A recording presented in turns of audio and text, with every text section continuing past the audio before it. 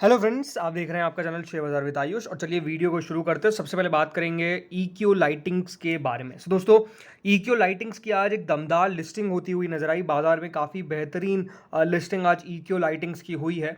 392 rupees पे दोस्तों EQ lightings NSE पे ओपन हुआ था। एंड उसके बाद करीबन 427.50 तक आपको EQ लाइटिंग्स आज इंट्राडे के अंदर हाई लगाता हुआ नजर आया और अपने आप में एक बेहद दमदार लिस्टिंग हुई है 285 रुपीज़ की इशू प्राइस के सामने। तो एक अच्छा पैसा, एक काफ़ी समय के बाद एक मेन लाइन इशू के अंदर अच्छा पैसा जो है वो इन्वेस्टर्स का बना है।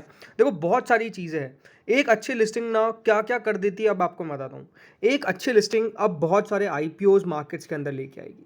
और जो लोग IPOs के अंदर पैसा लगाते हैं और जो लोग IPOs को समझते हैं, तो आई थिंक अब यहाँ पे आप मान के चलिए IPOs के लिए जो अच्छे दिन हैं, राइट, अच्छे दिन हैं, वो दोस्तों स्टार्ट होने वाले हैं। क्यों? बिकॉज एक EQ लाइटिंग्स की जो लिस्टिंग अच्छी हुई है, इससे अब कंपनीज जो पीछे हट रखी थी, क्योंकि कंपनीज भी डर रही थी, वैल्यूएशन का भले डर था, दूसरी बात बाजार खराब था तो और डर था। अब वो कंपनीज डरेगी नहीं और अपने इश्यूज लेकर आना चालू करेगी।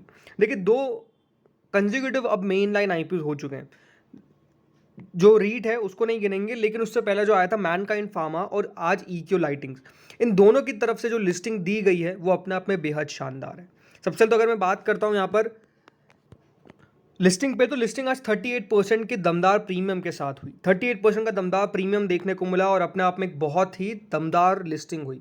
एक्सपेक्टेशंस के बिल्कुल आसपास लिस्टिंग हुई और उसके बाद एक्सपेक्टेशन से ऊपर भी स्टॉक जो है वो जाता हुआ नजर आया। देखिए, कंपनी करीबन 607 करोड़ के फ्रेश इशू को लेकर आई थी और 350 करोड़ के OFS को लेकर आई थी। लेकिन जो रिस्पॉन्स मिला था, राइट, देखिए मेजर बात क्या है ना, रिस्पॉन्स। अगर अच्छा रिस्पॉन्स आता है इसका मतलब तो आपको पता ही है कि हाँ, इशू के अंदर दमखम है। इसीलिए तो देखिए वो लाइन लगी हुई है लेने की। और लाइन जब लगी रहती है तो वो जब IPO मार्केट्स में लिस्ट होता है, क्योंकि देखिए डिमांड सप्लाई का खेल है सब कुछ। जिसकी जितनी डिमांड और जिसकी जितनी कम सप्लाई उतना उसका प्राइस। जब डिमांड ज़्यादा होगी, सप्लाई कम होगा, तो ऑटोमेटिकली प्राइस तो बढ़ेगी। और एग्जैक्टली वही हुआ है। डिमांड काफ़ी बढ़िया थी, सप्लाई काफ़ी कम थी, और इसीलिए दोस्तों जो लिस्टिंग है उसके बाद भी स्टॉक जो है वो ऊपर जाता गया। एक खास बात क्या है? खास बात यही है कि जो 392.5 जो NSE का आज का ओपन था, जिसपे ये ओपन हुआ, BSE पे 391 पे ओपन हुआ है, लेकिन जो NSE पे 392.5 पे ओपन हुआ, इस लेवल पर वापस स्टॉक नहीं गया। 400 रुपये के ऊपर ही स्टॉक ने क्लोजिंग दी है। अब देखो, कंपनी के बारे में समझना पड़ेगा, बिकॉज जिन लोगों ने भी होल्ड कर रखा है या फिर जिन लोगों ने भी अभी नई यहाँ पर बाइंग करी है, जिनके पास नहीं आया था उन्होंने बाइंग करी है, उनको क्या करना चाहिए, कंपनी के बारे में समझते हैं, राइट। सबसे पहले तो जो कंपनी के पास पैसा है उसका कंपनी करेगी क्या? कंपनी दोस्तों इससे बोरोइंग्स पे करेगी, यानी कंपनी अपनी डेट को, कंपनी अपने कर्जे को कम करने के ऊपर फोकस करेगी। दूसरी बात क्या है दोस्तों, इनकी एक सब्सिडरी है EQ लाइटिंग्स की, उसके अंदर कंपनी पैसा इन्वेस्ट करने वाली है। जो ये नई फैसिलिटी है ये नोएडा के अंदर लगेगी और उसके कुछ अदर जनरल कॉर्पोरेट पर्पजेज है। अदर जनरल कॉर्पोरेट पर्पजेज को हटा दे, लेकिन दो मेजर बात क्या है? सबसे पहला तो कंपनी का बोरोइंग, यानी कंपनी जो है वो इस पैसों से अपनी बोरोइंग्स को कम करेगी, और दूसरा कंपनी इससे अपनी सब्सिडरी को सेटअप करने के ऊपर फोकस करेगी। तो आई थिंक मेजरली कंपनी का जो पैसा है वो सही जगह पे यूज़ हो जाएगा। और आई थिंक कंपनी जितना अपने आप को एक्सपांड करेगी उतना ही ज़्यादा दोस्तों यहाँ पर कंपनी के लिए भी बढ़िया रहेगा। और सबसे अच्छी बात यही है इन्वेस्टर्स के लिए कि कंपनी एक्सपांड करेगी तो बिल्कुल इन्वेस्टर्स भी पैसा बनाएंगे।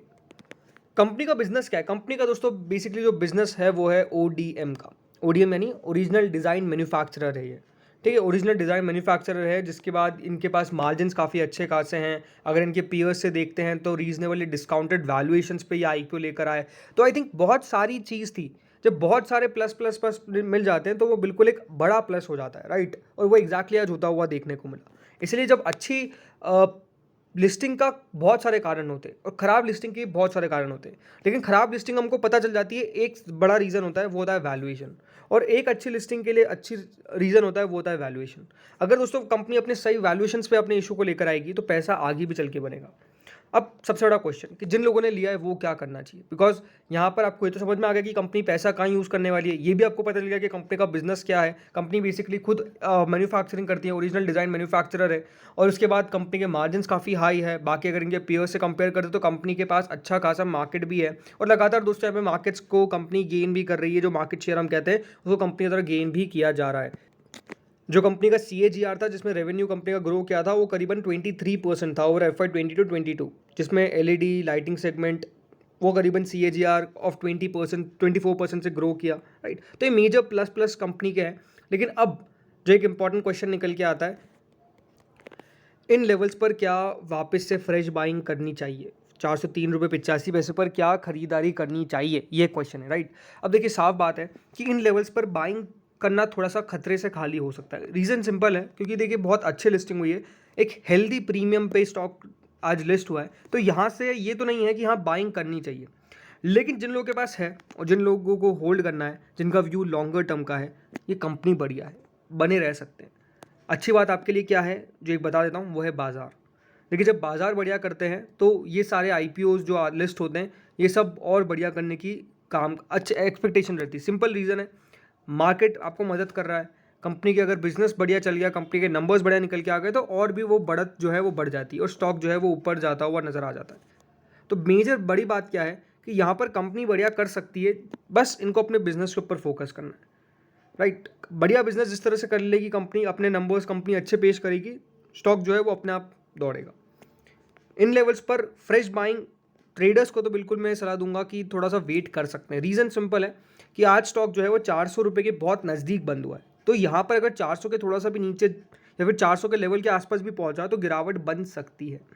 लेकिन यहाँ से जैसे मैंने कहा कि अगर आप एक इन्वेस्टर हैं तो आई थिंक कंपनी बढ़िया है, कंपनी बढ़िया कर सकती है और आई थिंक ये कंपनी अपने आप को ग्रो करनी चाहिए। आने 5 साल के अंदर अपने आप को कंपनी डबल अगर कर देती है तो आई थिंक पैसा भी आपको बहुत अच्छा से बन जाएगा, राइट। क्योंकि जो CAGR है वो अगर हम ऑन एन एवरेज 20% का भी लेके चलते हैं कंपनी का रेवेन्यू का, तो कंपनी का जो सेल है वो ओवरऑल 5 साल के अंदर डबल होती है। लेकिन क्योंकि CAGR यहाँ पे 20% कंपाउंडेड एनुअल ग्रोथ होती है, तो वो 5 साल का 4 साल भी हो जाता है कभी कभार। तो मेजरली हम यही कह सकते हैं कि हाँ कंपनी कितने सालों में अपने आप को डबल करती है उसके ऊपर बहुत फोकस रखना पड़ेगा। शॉर्ट टर्म की अगर मैं बात करूँ तो शॉर्ट टर्म के अंदर स्टॉक में हो सकता है कि मंडे को एक अच्छा मूव देखने को मिले। रीज़न है कि यहाँ पर आज जिस तरीके से इसके अंदर वॉल्यूम हुई है, करीबन आज जो शेयर्स ट्रेड हुए हैं वो करीबन 3,12,92,857 शेयर्स है। अब दोस्तों अगर एक दिन में इतनी ट्रेडिंग हो रही है तो एक साफ साफ बात आपको मैं बता देता हूँ, साफ साफ बात यही है कि हो सकता है कि कुछ फंड्स ने इसके अंदर एंट्री ली हो, तो हो सकता है कुछ बड़ी ब्लॉक डील्स हुई हो। इसका मतलब क्या है कि अगर कोई बड़ी ब्लॉक डील हुई होगी या फिर किसी फंड ने इसके अंदर बाइंग करी होगी तो वो खबर भी बहुत पॉजिटिव होती है और उसको देख के भी स्टॉक जो है वो ऊपर चला जाता है। तो मुझे लगता है कि अगर यहाँ पर फंड ने बाइंग करी होगी तो मंडे को हो सकता है कि फिर से आपको यहाँ पर अच्छी तेज़ी देखने को मिले।